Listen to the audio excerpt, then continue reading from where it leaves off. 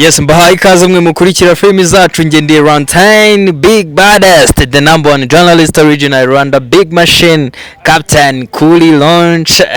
Yes, ubu ngubu rero nje hano kugira ngo bamenyeshe amakuru asohotse aka kanya. Ubu ngubu tuvugana imvura igihita, kakavura kaguye Nyarugenge kagihita, uwitwa Mpano y'Imana mwamenye nk'umuntu wari warigize Yesu, ngakora ibitangaza byo gufata ibintu bimwe na bimwe akabibyaza amafaranga ngo yajyaga ni kuzimu.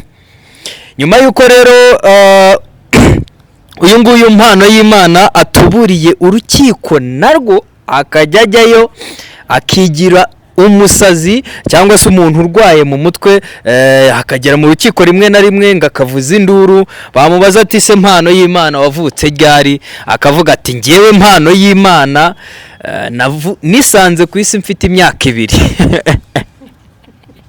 Mu bushishozi rero bw'urukiko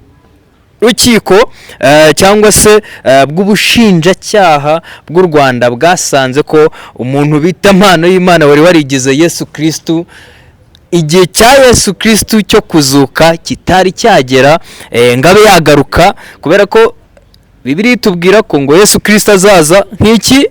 Nk'umujura.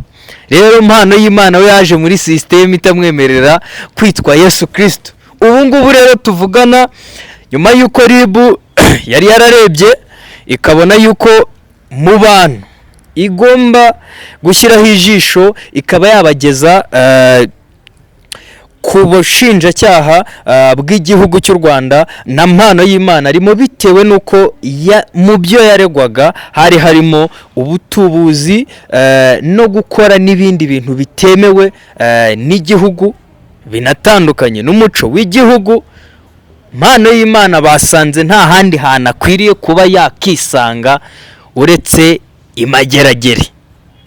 Uyu Mpano y'Imana rero abanyarwanda benshi yari amaze kugenda abafata imitima bitewe nuko hari amafaranga amwe namwe yagendaga batuburira. Nkeka ko hari ibindi bintu ashobora kuba yarakoreshaga bigatuma abanyarwanda abahuma amaso, kandi ibyo ngibyo rwose mu Rwanda rw'umusaza nkeka ko ibyo bintu utabikora.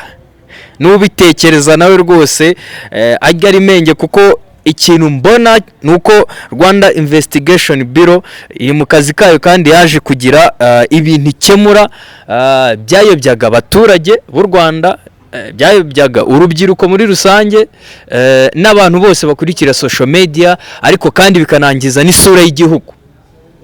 Uyu nguyu rero Mpano y'Imana ubu ngubu rwose Ezekiyeli ngo ni nawe mazina ye niba yarashatse ko ibyamuvuzweho muri Bibiliya hari nabyo bishaka gusorera Nyarugenge sinzi. Ubu ngubu tuvugana ari magerageragiye kujya yo abaganira n'abantu bariyo. Hari ahantu ngo buriya ngiyo uriyo ngo umeze nk'umuntu utari mu gihugu, kubera ko bamwe mu bantu basohotseyo basohoka bavuga ati tugiye mu gihugu. Basohoka bavuga ngo tugiye mu gihugu. So icyo nababwira rero nuko niba nawe ushaka kujya ugenda ugatuburira, ariko umuntu bita Mpano y'Imana yagutera agahinda. Umuntu utuburira abanyarwanda akagera naho agera mu rukiko, ntagashaka kubatuburira, ugafata ba procureur, ugafata abashinjacyaha, abandi bose ugashaka kubahindura injiji, ku buryo ugera mu rukiko ukavuga ati ngewe Mpano y'Imana buriya sinzi n'ahantu ndi, nta nubwo Mpano y'Imana rero aheruka kuvuza karura akigera mu rukiko abura ikindi avuga. So barebye rero basanga mu bintu bishobora kuba bimukwiye harimo no kuba yakisanga imageragere. Nagenda baganira n'abandi bahungu bariyo, wenda zagaruka yashyize ubwenge ku gihe. Buriya we nafata ku mavuta bagiye kugenda babe baganira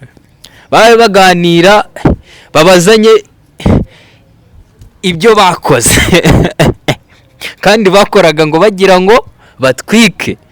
Rero ntago nkeka ko niba waba waraje muri showbiz kugira ngo utwike cyangwa se ukora ibintu bitemewe ngo nibyo bizakugira umusitari, bizagukundira, kubera ko Dr Murangira Bitseri ntago azakwemerera hamwe n'abandi bafatanyije akazi.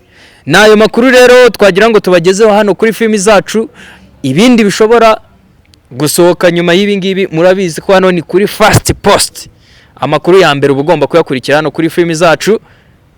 Reka mbabwire ngo tuzasubire mu biganiro by'ubutaha. See you next time.